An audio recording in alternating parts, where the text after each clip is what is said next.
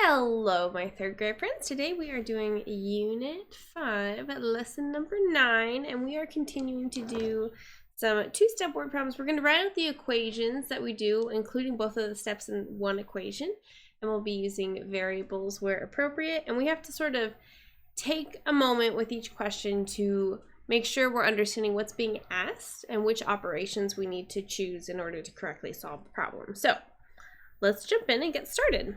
Number 1, Mrs. Delgado is baking pies and cakes for a school fundraiser. She bought 26 apples, 29 peaches, and a number of bananas. Now, this is the information that we don't know, but there's 26 apples and 29 peaches. She bought 66 pieces of fruit. How many bananas did she buy? So we know the total number is the 66. And then we know the apples and the peaches, which is the 29 plus the 26. Now, if we know that amount and we take it away from that 66, we will be left with the number of bananas. So now we're going to write a formula for that. So it'll be 66 minus parentheses 29 plus 26, that's the apples and peaches, will equal B. Another way that this could be written would be 29 plus 26 plus B equals 66, but that doesn't have our variable on its own, which means we'd have to like rearrange it to set up this and then find the answer. So now we're going to add these up. So 29 plus 26, 55. If we have 66, take away 55, we're left with 11. So B equals 11 bananas. All right, let's look at the next one. Abby bought 8 packages of stickers with the same number. That makes me think like multiplication or division because it's in each package. She gave 15 stickers to her sister. Now she has 49 stickers. So that's 8 times the missing number, which is the total number of stickers. And that's what she had first, and then she gave away 15, and now she has 49. So how do we rewrite that to get the missing number on its own? We could do, let's see. So this is our total. If we add these two together, we should get that. So it would be 49 plus 15 to get our total number of stickers. And then we need to figure out how much is in each package. So we'll divide that by 8. Let's write that down. 49 plus 15. In parentheses, because that's how you get the total number, and then you're going to divide that by 8 for the number of packages, and then I'll give you the number of stickers in each package. So let's do 49 plus 15, 64. Oh, that's nice. So 64 divided by 8. What's 64 divided by 8? You know this one. You've been practicing. Number of stickers. So we'll put our S. So S here. S equals 8 stickers. All right.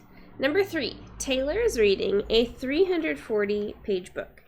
He's already read 174 pages of the book on Saturday and 120 pages on Sunday.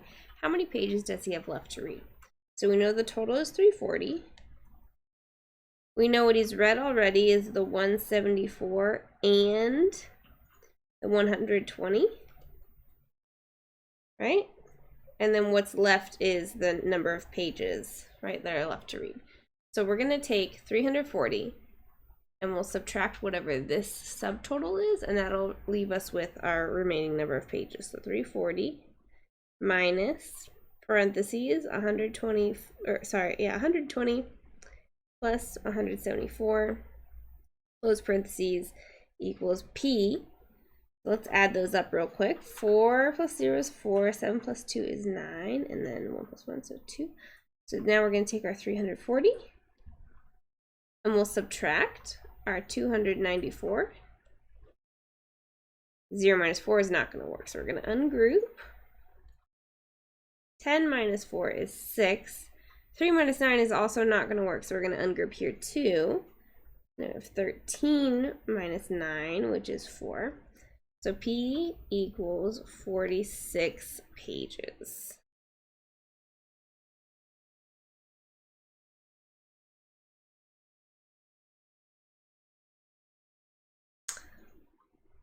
Yeah, that makes sense, right? Because then, yeah, okay. Okay, I just doubted myself for a second. All right, number 4. Lauren had a piece of ribbon that was 36 inches long. She cut a number, mystery number, of 3-inch pieces. She has 15 inches of ribbon left. How many 3-inch pieces did she cut? So, she began with a total of 36. From that 36, there's one section of 15 inches left, and then there's a certain number, n, that are each 3 inches long. So we're going to first subtract this 15 from our 36, which is going to give us an amount that we're going to divide by 3 to figure out what we had to multiply by 3 to get that number, okay? So that'll be 36 minus 15 in parentheses and then divided by 3. So 36, take away 15. 6 minus 5, 1.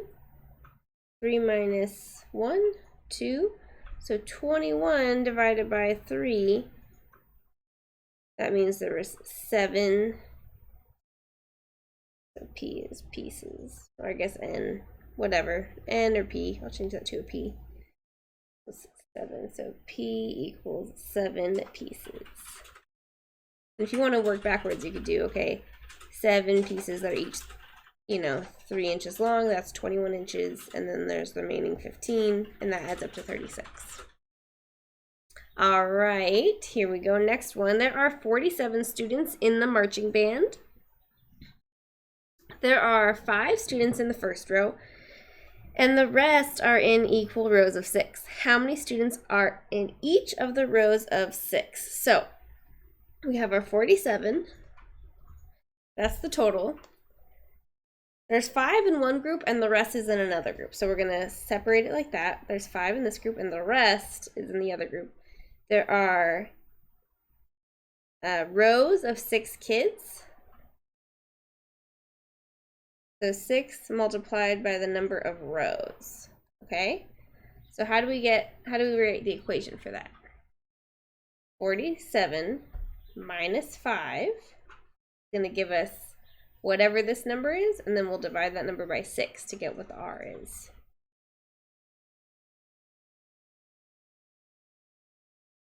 And then divided by 6 equals R. 47 minus 5 is 42.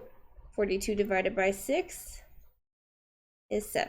So there are 7.